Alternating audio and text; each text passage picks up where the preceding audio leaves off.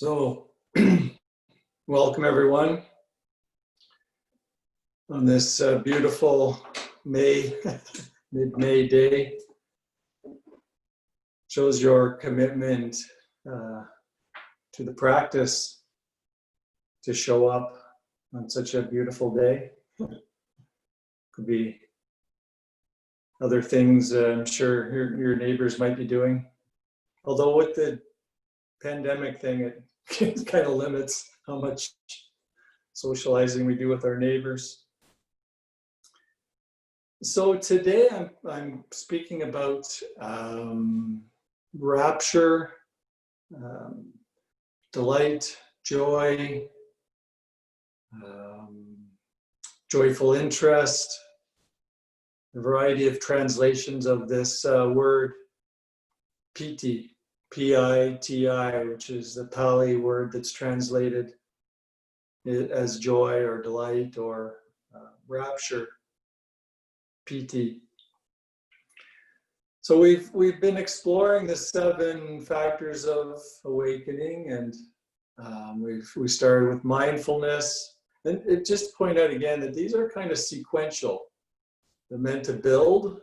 So mindfulness builds into, with some continuous mindfulness, it builds into the investigation and understanding, the nature of what is arising as that we're mindful of, which then builds into some energy in your practice and some balanced effort,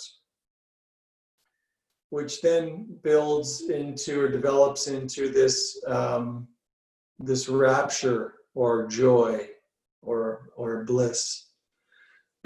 So it's kind of a natural process of development as we engage in this practice.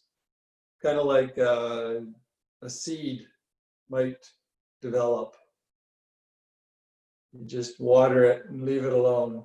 Let it follow its natural course. And you can kind of look at these 7 factors in that way. It's an analogy that's often used in terms of the practice developing as cultivating a seed and allowing it to grow. And I like that analogy because it has that notion of a natural process, not fiddling with it a lot.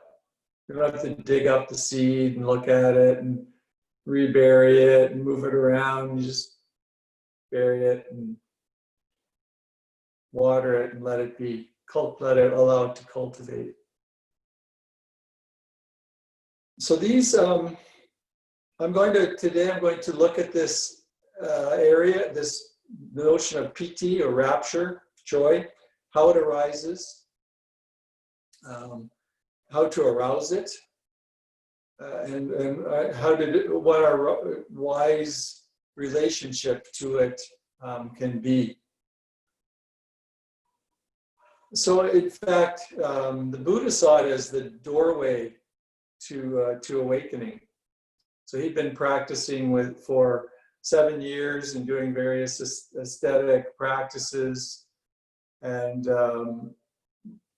really during one of his practices really tuned into and sensed into this joy or rapture, this piti that was developing, and said, this I think may be the doorway to awakening, and started to tune into this aspect of the practice a little more.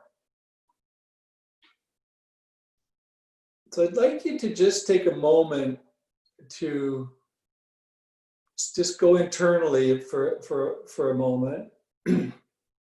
Go into the heart, the mind, the body, and just get a felt sense of these terms. Sense into what it feels like in the heart, in the body, when you hear the term joy.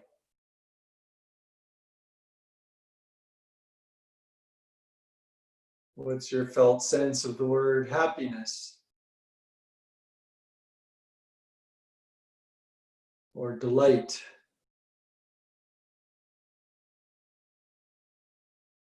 Rapture? or put another way, rapt interest.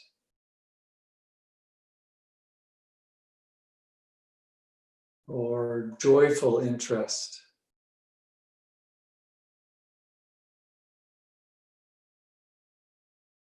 So you're getting a sense of these delightful states. And this piti has the function of delighting the body and the mind,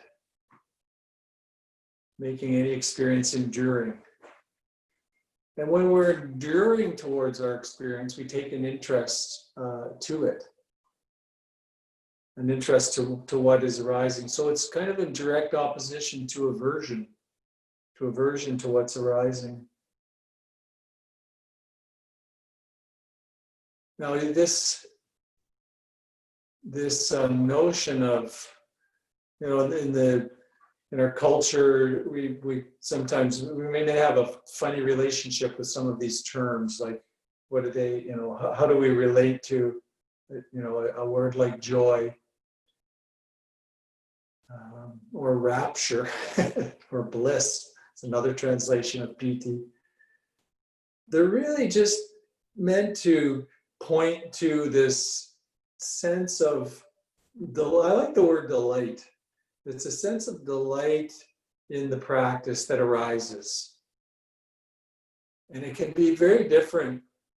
It is, from my experience with people, it's very different depending on your mind, body, and your personality and his history and so on, how it manifests. It could be quite intense. There could be shaking in the body. There could be lights. Or it could be very, very subtle, just a little, this sense of uplifting, or some people tears in their eyes when it arises, and it can go unnoticed. Especially, it doesn't tend to go unnoticed if there's shaking and lights, but I think for many it's more subtle. And it can go unnoticed. And so the idea with this fourth factor of awakening is to recognize when it's present and to dwell in it, to feel into it, to sense it. So it's a very important aspect of the path.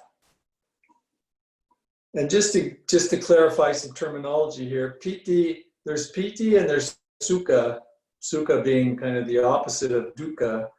So sukha is a kind of feeling, a pleasant feeling, whereas piti is a factor or quality of mind. And the example that's often given in the suttas is piti is anticipatory joy. Like if you were in the desert and you saw, a cool, clear, clean lake in the distance, in the shade, it's that kind of delight that would arise in that moment. So it's this kind of anticipatory joy, I guess. Piti is also part of the first jhana, if you're familiar with the jhanas, the absorption meditation practices.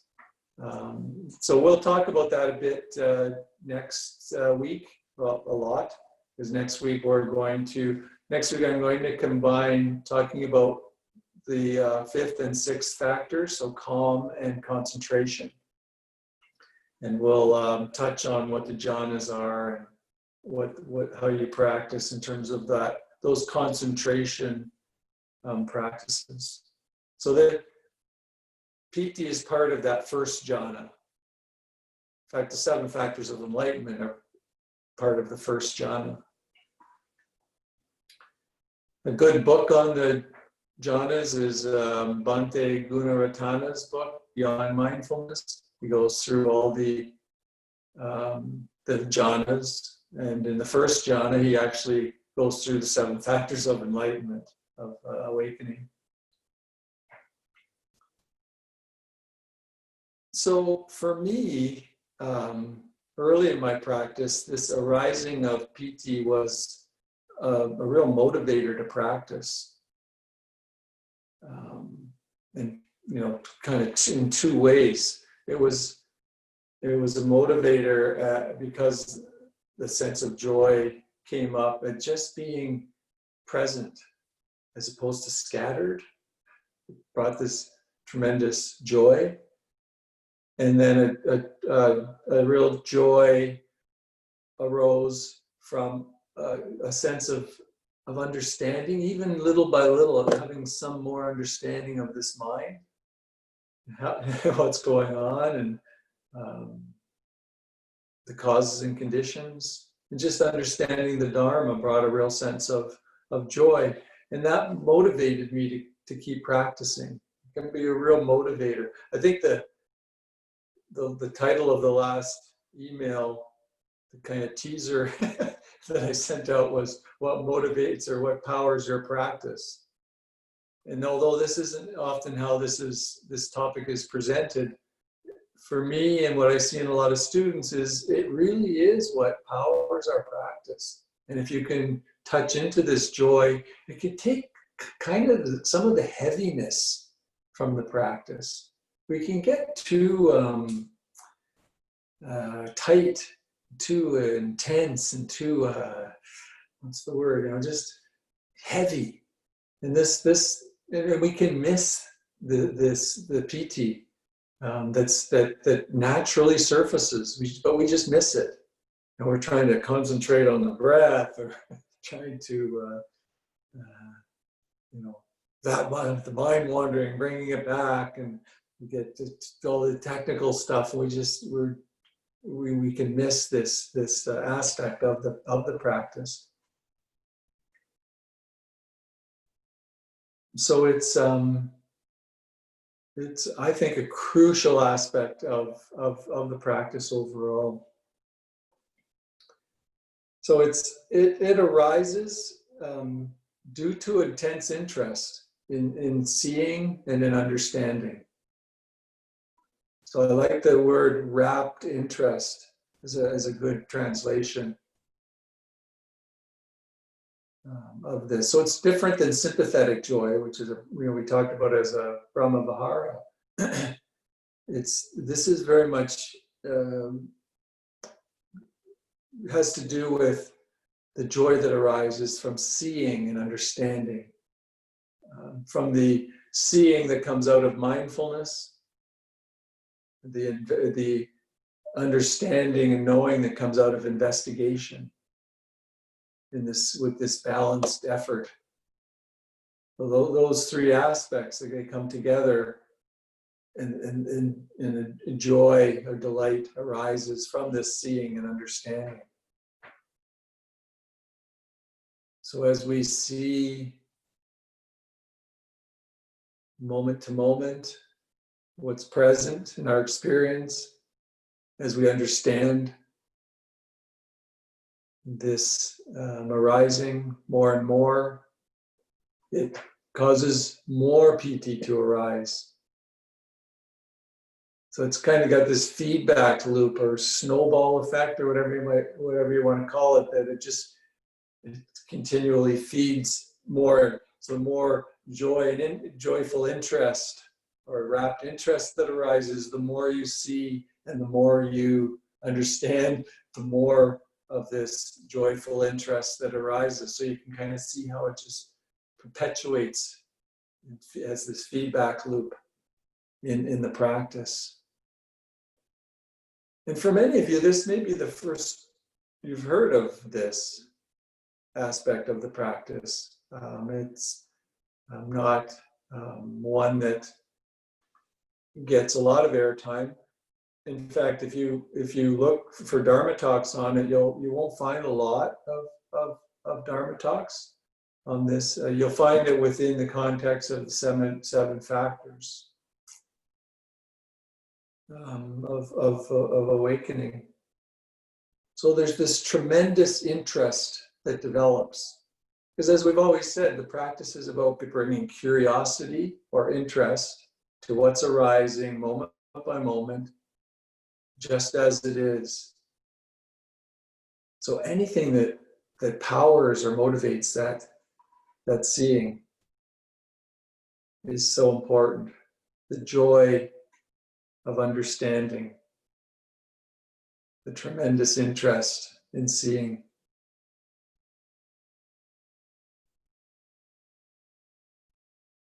And it's not just in meditation.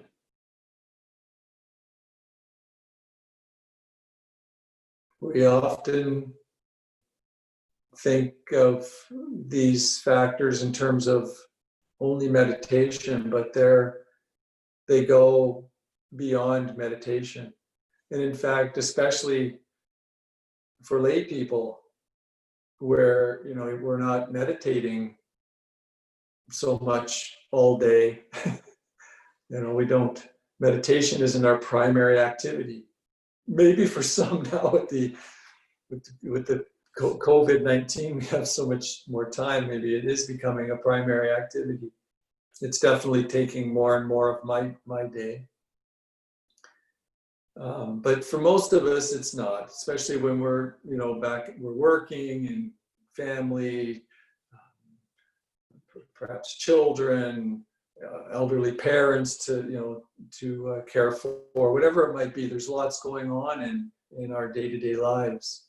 So we bring this to our entire day, not just to our meditation. And that's true with mindfulness. Continuous mindfulness means mindfulness all day. Investigating what arises moment to moment means investigating what's arising throughout the day. And noticing and dwelling in this joyful interest that arises means we're doing it throughout the day. So watch for it. Watch for how this can be held in your practice in all your moments throughout the day. Watch how it comes about as you relate to COVID-19, to what's going on in the world.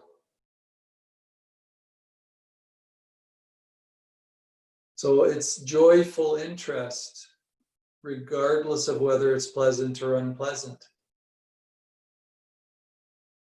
Right? So when we say I saw a few kind of faces go, that's interesting. We're wanting to be with whatever arises, which includes, as John Kabat-Zinn says, the full catastrophe, the good, the bad, the ugly, the 10,000 sorrows, the 10,000 joys, but present for it all.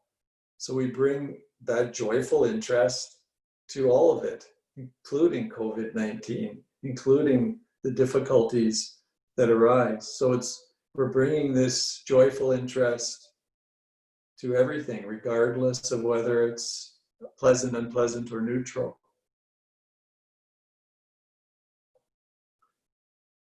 So really play around with this. Can you sense this piti when there is presence with the unpleasant?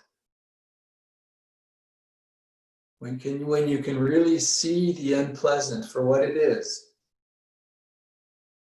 for just thoughts arising, causing, just things coming together that's creating the feeling tone unpleasant. And you're seeing that for what it is, not being caught by it or triggered by it, but just seeing it and perhaps even understanding it. Can you tune into the joyful aspect of that seeing, even if the object is unpleasant?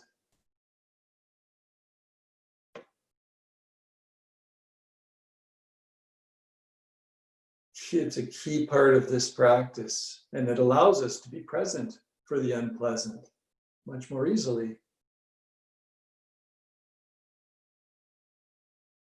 I remember I was doing my yoga teacher training, and we did this. Used to do the go arounds. How you feeling? Did like a check-in. And I was feeling very agitated, but we'd been doing so much yoga, and the way I practice yoga, it's very much being present. It's not exercise as much at all. It's being present with what's arising in the body while moving.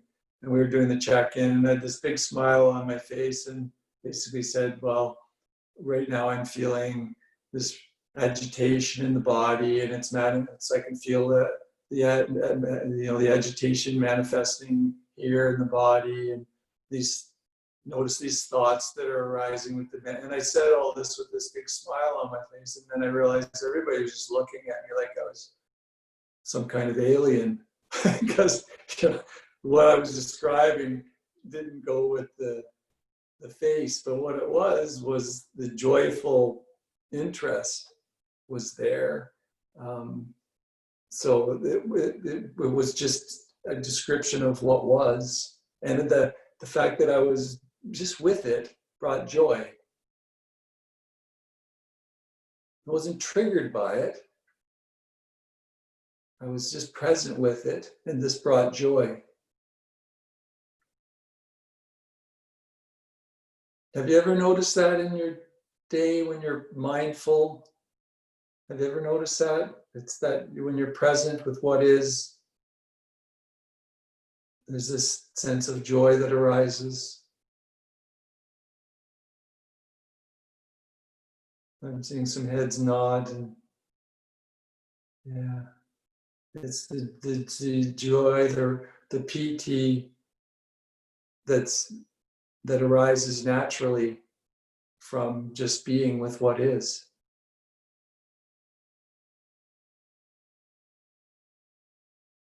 I mean, being with what is what the cessation of suffering is all about.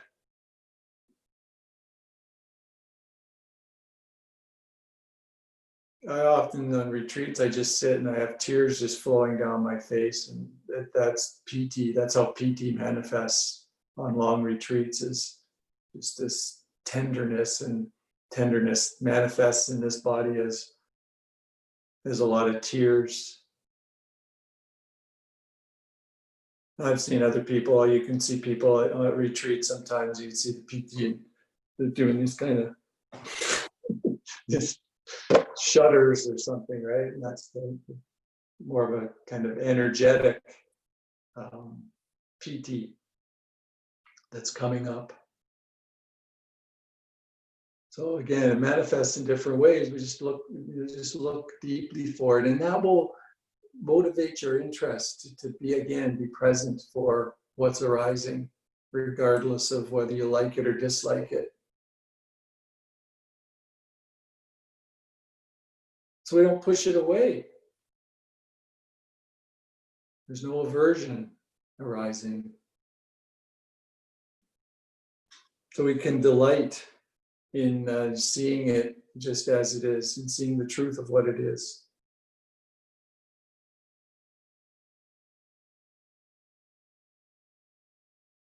And then as we delight in seeing things as they are, it motivates us to practice, to continue to stay present with what is.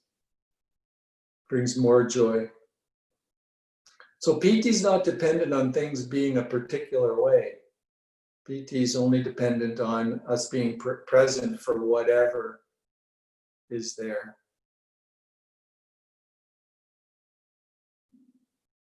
Wanting things to be different than they are, of course, is not what mindfulness practice invites us to do. It invites us to be present for whatever arises, non-judgmentally, fully open. So we're not pulling away. There's a keen interest in whatever's arising. Keen interest in whatever's arising in the moment. From this keen interest comes understanding, seeing, which brings more piti or delight, which allows us to stay present with it, which brings more understanding and seeing, which brings more PT, which allows us to stay present with it. Because it's the opposite of aversion. The light, the joyful interest that arises from it is the opposite of aversion or pulling away or wanting to get rid of. It enables approach, allowing an openness to what is. So you can see how crucial it is in the practice. I said I was going to talk for 35 minutes. I'm going to have to. I get into these topics. I hope you get into them as much as I do. And I sometimes trouble controlling my enthusiasm and the amount of time I spend speaking to it. Positive feedback loop, I mentioned that. So critical, and that's what I've kind of been talking about. Oh, there's recently I've gone into listening to talks by monks and nuns, like really old talks and new ones. So I dug up a talk by U Pandita, Sayadaw U Pandita, who you may have heard of. He's kind of one of the teachers that taught Joseph Goldstein and the whole group, and had a big influence on the Dharma in the West. Had a big influence on the whole mindfulness movement as it came to the West. He did a talk at IMS, Insight Meditation Society, in 1984. You can find it on Dharma Seed, and he speaks with a translator, so you can really kind of absorb, get all this space to absorb what he's saying, because he speaks in Burmese and then translator, and he called he has a fairly interesting talk on PT, Rapture. The sweet thrill to see your true nature. I love that line, the sweet thrill. So he's like, it's not just an interest, it's a thrill that comes about, that it just wants you want to see more and more. And he talks about ways to arouse PT in our practice, whether that be in our meditation or in our daily lives. Ways such as contemplating sila, so contemplating our moral virtues or the wholesome actions that we undertake, or restraining from unwholesome actions. So that's how, he talked a lot about that, that this contemplating the moral virtue that flows out of our commitment to this practice can arouse this joy and this delight in this practice, and kind of further solidify the commitment to practice. Because sometimes we don't notice how much change has occurred. I've had students come in and say to me, I've been practicing for 10 years and I don't, nothing's really happening. And I'll say, well, can you think back, 12 years ago, what you were like as a person, and compare that to now? And they'll go, oh yeah, I was a real jerk 12 years, I've changed a lot, until I don't do this anymore, and I'm nicer to this, I don't kick the dog, and so on. And so, well, there you go. I mean, there's the change. It's that this kind of ethical behavior, sila, that you can look back upon. So U Pandita spoke a lot about that in his talk.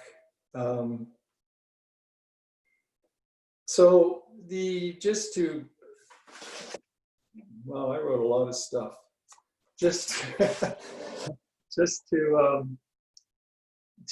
One thing I have to point out is one of the dangers of PT is getting attached to it, and it's easy to lose sight of right view if we get attached to the state.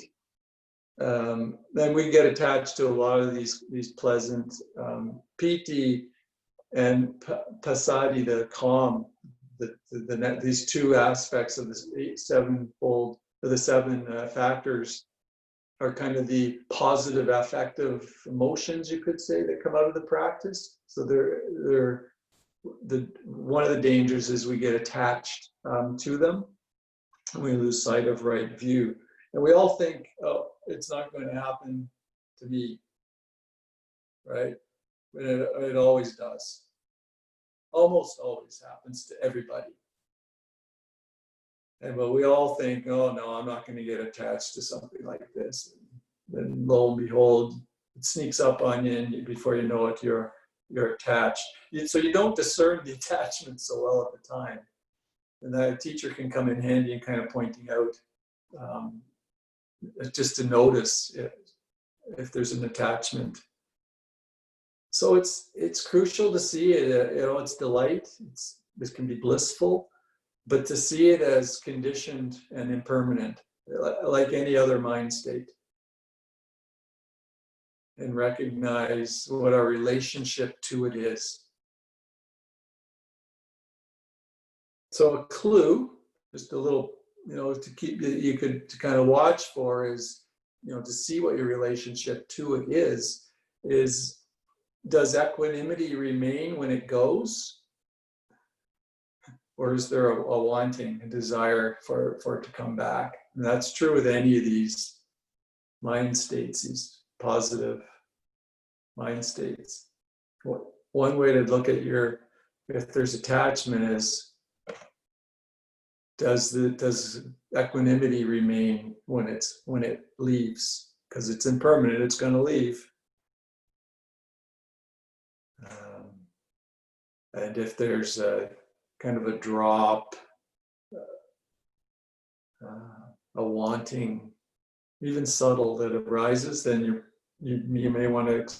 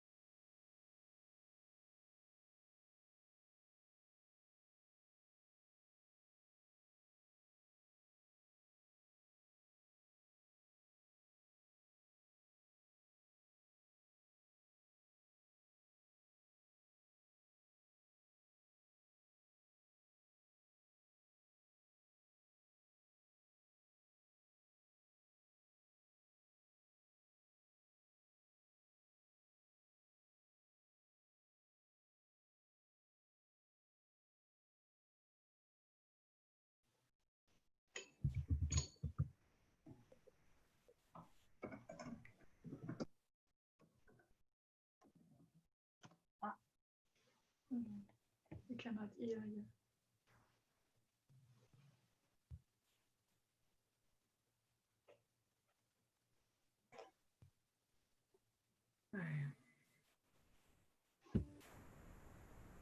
Okay, there. Now can you hear me? Yeah, good. Oh, that was weird. Okay, all of a sudden they decided to put me onto mute. I didn't touch anything. It just did it. Okay, I'm back. So contemplating generosity, or contemplating peace, the peace that arises due to the practice. Contemplating just the cessation of suffering. So just not to plant any seeds, hopefully it's so that people go out and try to attain this in some way. As I said at the beginning, it's a natural unfolding from the practice. I would say don't try to attain PT, just be mindful. And you can be mindful and notice it, recognize it when it does arise naturally, enjoy it, don't resist it, don't expect it, don't want it. Just be aware of it when it does naturally arise. And it just arises simply from being present seeing, inquiring, and seeing what's true.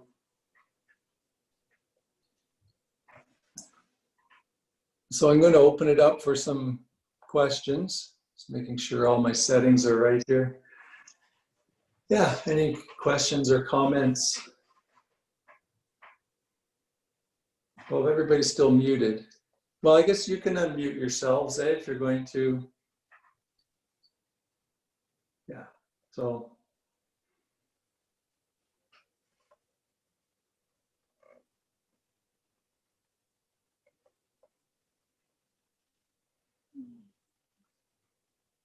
I can't see everyone at once on this iPad. So if you go like this before you speak, I may not see you. So you may have to just do that and then start speaking.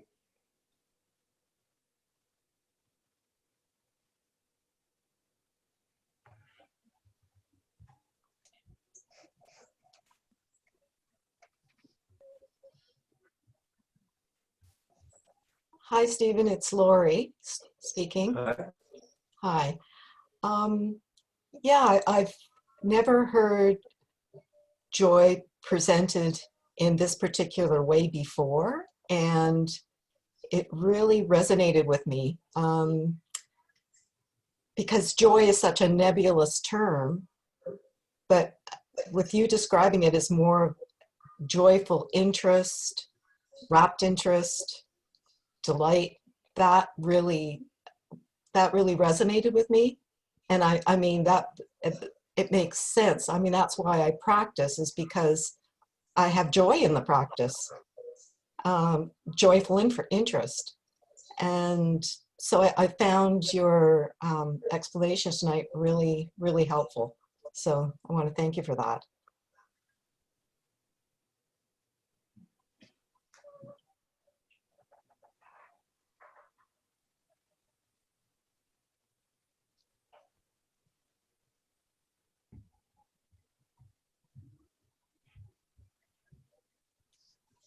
I also found the talk really interesting, and I don't think I've ever heard a talk given on this issue. And so it's totally new and it's very intriguing just to explore the idea of sort of joy, delight in the practice. And I know for me it's going to be a challenge, that whole idea of joyful interest in the pleasant and the unpleasant. I was trying it a little bit during the practice, and it's not necessarily that easy, but it's certainly not something I've been doing, so that's good to work on. One thing I just wanted to clarify, when you say, as we often hear, we should work to not wanting things to be different than they are, what we mean, I think, is like right now in the present, because whatever's in the present already is. But I'm assuming it's okay to desire things to be different in 2 seconds, or certainly at points in the future. If I'm seeing suffering, I can have a desire for the suffering to end, as long as I'm not attaching to that, and that's attaching to the result.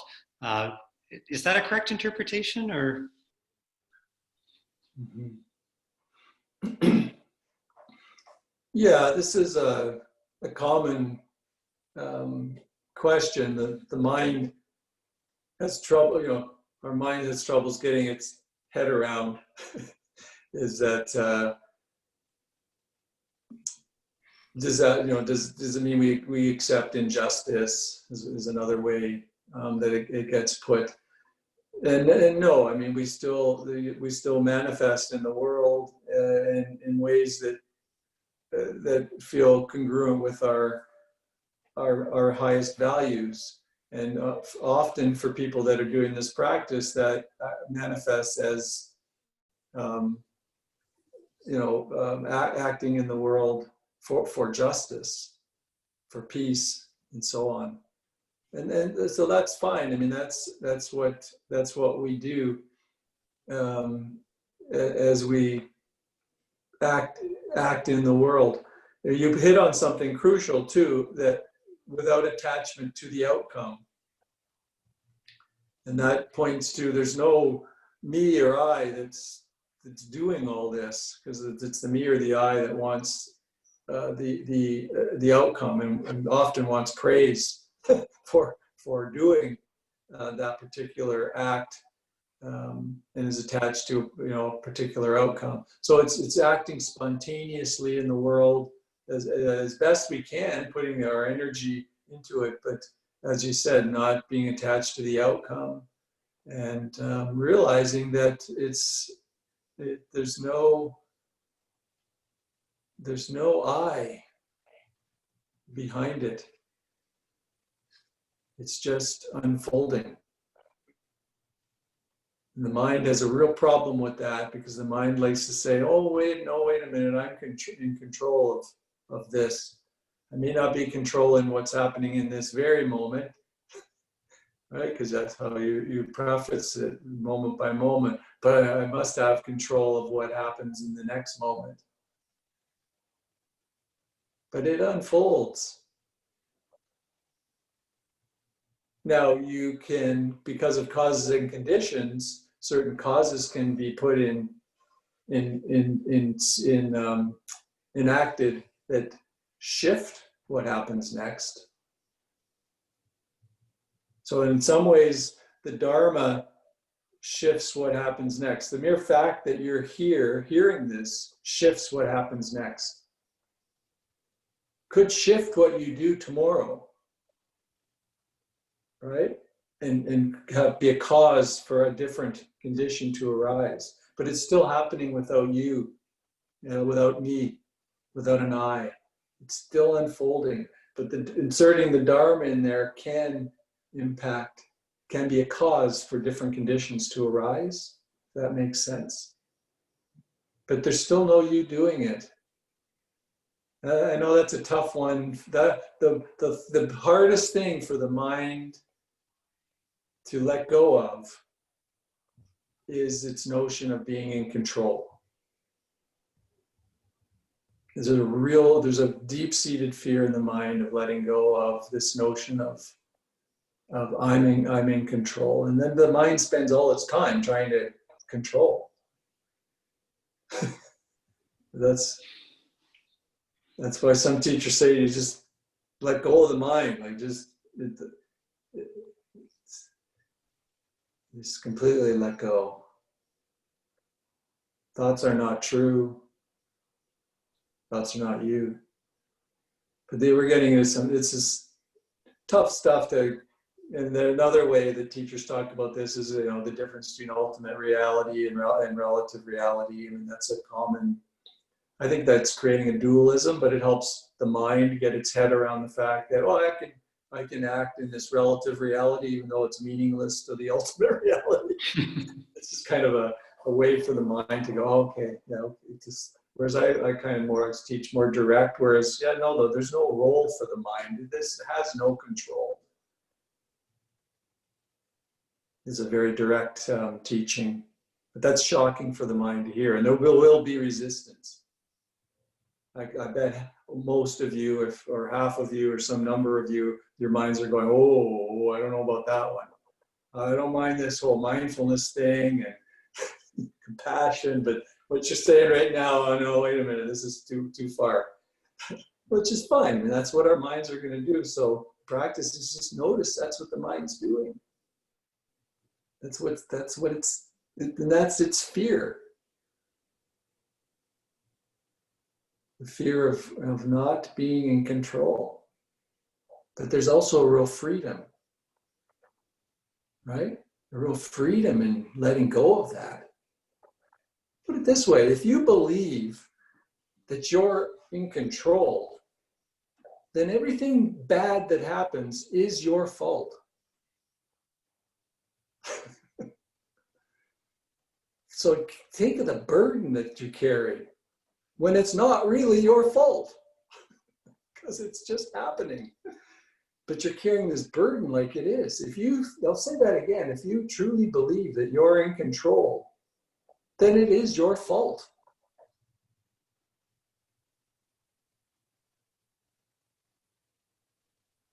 The mind's really resisting that one. So that's fine too. Just let it. Just let these words kind of notice the resistance. It's very natural. It's very natural. Yeah.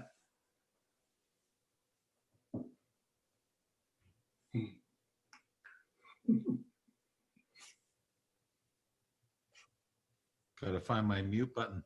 I heard this. I'll throw it in here just because I thought it was kind of amusing recommendation.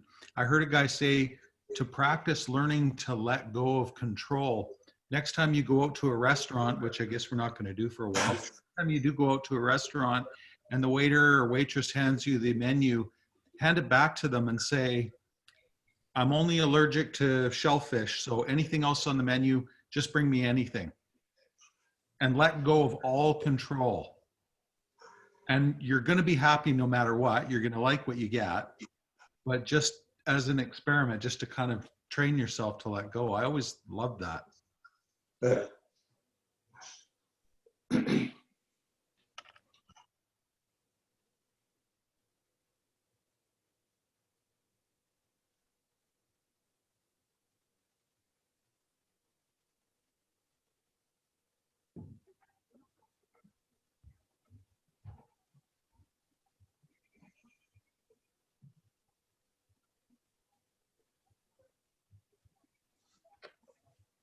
So, Steve, I thought what was interesting is when you were guiding us through the meditation, you're bringing us into the, to thinking about the joy of sitting here. I'm not feeling any joy whatsoever, doing this. But then what I thought was, but then you said something a little while later about how there could be a little bit of joy there. Because I was thinking like, like you're ecstatic and it's like volume 11 type of thing. And I wasn't thinking about, that joy could be kind of dialed down a bit, and that you could have, a little bit of happiness or whatever, and I guess I had another conversation with my son today where he's kind of going like, you're getting mad today. And I said, yeah, I got a short fuse. And I'm saying, yeah, I need to kind of lengthen that fuse. I mean, so it's that sort of thing of, it's not an all or nothing approach. I mean, I guess that's what you're sort of saying there. And it's making me have to kind of think about, yeah, it's like, you could either dial it down or you can sort of dial it back up, but there may be a little bit of something there that you could connect with. Yeah.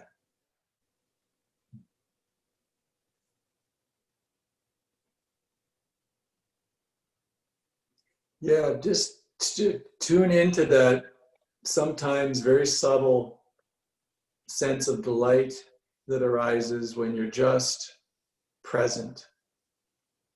Even when the mind has wandered off and you've noticed that moment that just comes from nowhere, when you notice that the mind's wandered off, there's a really subtle delight in that, because you've come back to presence, and then you stay present for a few breaths, even like an in-breath. There's a sense of delight of being present. So those can be very subtle. A little less subtle, perhaps, is a real seeing of things being impermanent, changing, and that understanding that arises in this practice can bring more of a greater well of this joy, this delight, which then brings more interest. And so that's why I call it joyful interest. Yeah, so be on the lookout for the subtle, not the big. We tend to want these big, explosive, I want a Kundalini experience, which is Pitta really, intense. That's which can happen.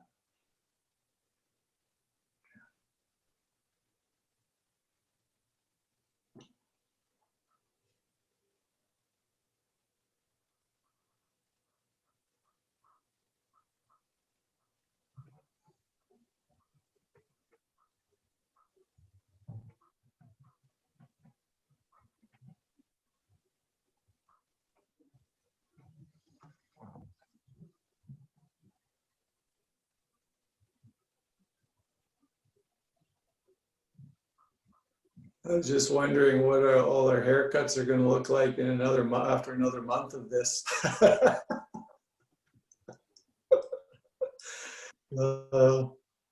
Yeah.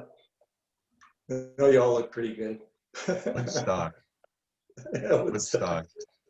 Yeah.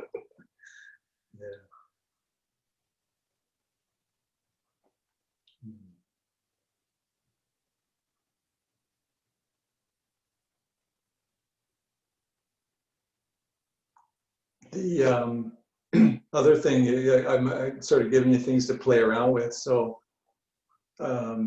one thing I said was noticing delight when you're present with the unpleasant. So being present with a busy mind is a common one, right? We frequently have we can sit down to meditate and there's a busy mind, or even during the day, the mind's just chattering away. Bring presence to it and then notice if when you are present with it, just noticing thought. If there's a sense of delight with that. Sense of piti. I use the word piti because none of the translations, all the translations are kind of loaded for us in some ways. So just this sense of, nice. Just to be present with busy mind rather than carried away by it and triggered. Just presence with busy minds. So it's not just being present with, big things that come up. Just present with busy mind.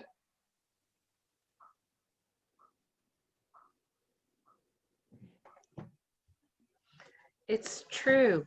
There is a millisecond of joy, I guess, when, oh, look how I'm, in my spin or in my busy or whatever. Or as you said, when you catch yourself in a sit and you catch yourself thinking and come back to the breath. It's a millisecond, but I'm going to say it's significant. So, yeah.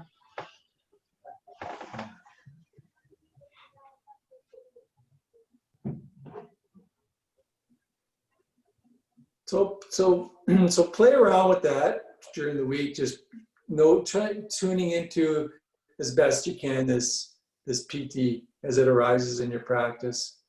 Sort of be on the lookout to recognize it and be available for it when it surfaces. Just play around with that.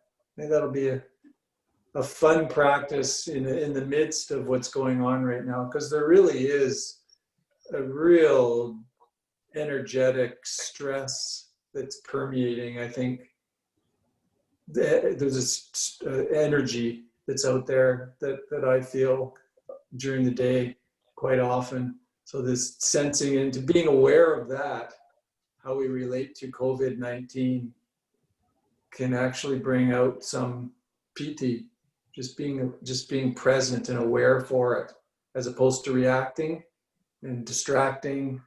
I mean, alcohol consumption's up 40%, so that's one way people are reacting to it. Is dulling their senses, whereas this practice invites us to be present with it and to notice what's arising, thoughts, body, emotions.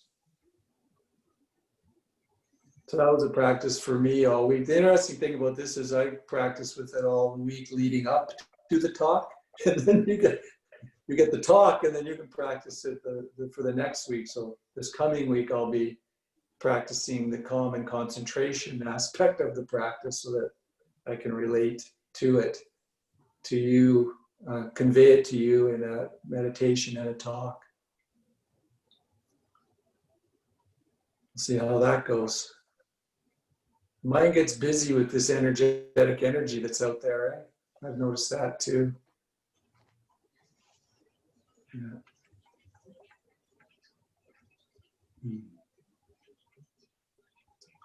So I will end it there. See, I turned over my new leaf. I've got this talk that's concise and shorter so that we can finish a little earlier than 2 hours. It's a long time to stare at a screen, I realize. So, yeah. So thank you everyone for showing up. And as I said, next week we'll be on calm and the concentration practices. And concentration practices are key in this whole thing. It's, I mean, one of the five faculties, 7 factors, Eightfold Path. I mean, it's everywhere. And we really do in the West have a misunderstanding of what it is. We think we have to just zero in on an object and hold it there. And if we don't, it's not concentration. So I'm going to give you some other ways to look at this practice that are a little I mean, that can be, I'll present that as a practice, but also other ways to relate to concentration that may be more available for some of us, depending on our minds. So good night, and again, thank you for showing up. Thanks, Steve. Thank you. Thank you, Stephen. Thank you, Stephen. Yeah. Stephen. Thank you. Thanks, everybody. Take care. Yeah, take care, everyone. Bye. Bye. Bye.